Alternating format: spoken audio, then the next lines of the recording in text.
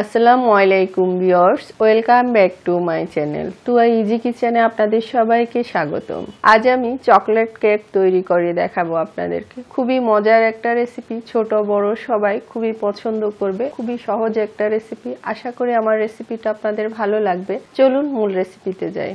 এখানে আমি ছাঁকনিতে বড় কাপের 1 কাপ ময়দা নিয়ে নিলাম, কোকো পাউডার দিয়ে দিলাম হাফ কাপ, পাউডারের দুধ দিয়ে দিলাম হাফ কাপ, বেকিং পাউডার দিয়ে দিলাম হাফ চা চামচ। সব একসাথে আমি ভালো করে চেলে নিচ্ছি। তো সবগুলো আমি চেলে নিয়েছি দেখতে পাচ্ছেন। আর এখন এগুলো এক সাইডে রেখে দিলাম। আর এখানে একটা ব্লেন্ডার জগ নিয়েছি, ব্লেন্ডার জগে আমি 3টা ডিম ফাটিয়ে নিচ্ছি। 3টা ডিম ফাটিয়ে নিলাম। আর সুগার পাউডার দিয়ে দিলাম বড় কাপের 1 কাপ, সয়াবিন তেল দিয়ে দিলাম 1.25 কাপ। এখন সব একসাথে আমি ভালো করে ব্লেন্ড করে নিব। তো দেখতে পাচ্ছেন সব আমি ভালো করে এগুলো ব্লেন্ড করে নিয়েছি, একদম ফেনা ফেনা হয়ে গেছে দেখতে পাচ্ছেন।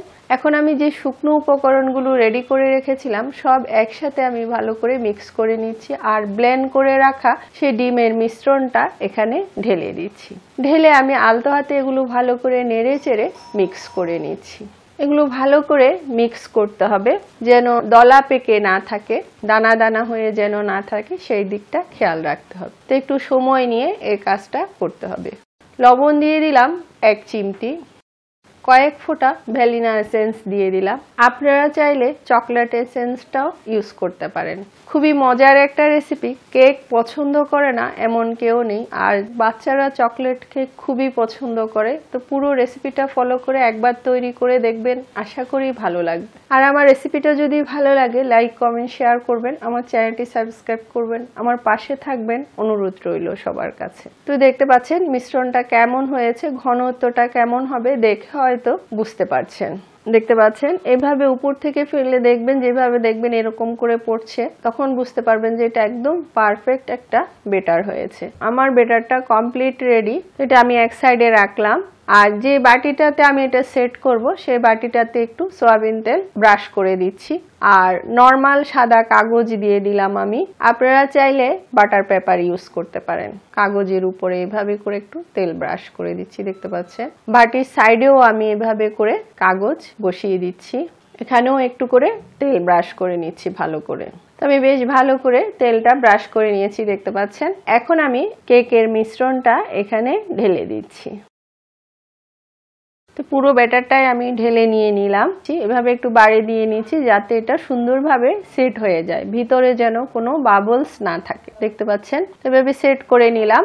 আর এদিকে আমি চুলায় পাতিল বসিয়ে রেখেছিলাম, আর নিচে দিয়ে একটা কাগজের উপরে একটা স্ট্যান্ড প্রায় 10 মিনিট লো হিটে বসিয়ে রেখেছিলাম। সুন্দর এটা একটা হিট হয়ে গেছে। এখন আমি কেকের বাটিটা বসিয়ে দিলাম আর এটা ঢেকে দিলাম। একেবারে লো আছে 1 ঘন্টার মতো এটা আমি বেক করব। পাশে ছিদ্রটাতে আমি একটা কাগজ দিয়ে লক করে দিলাম। ফিরে আসলাম 1 ঘন্টা পর।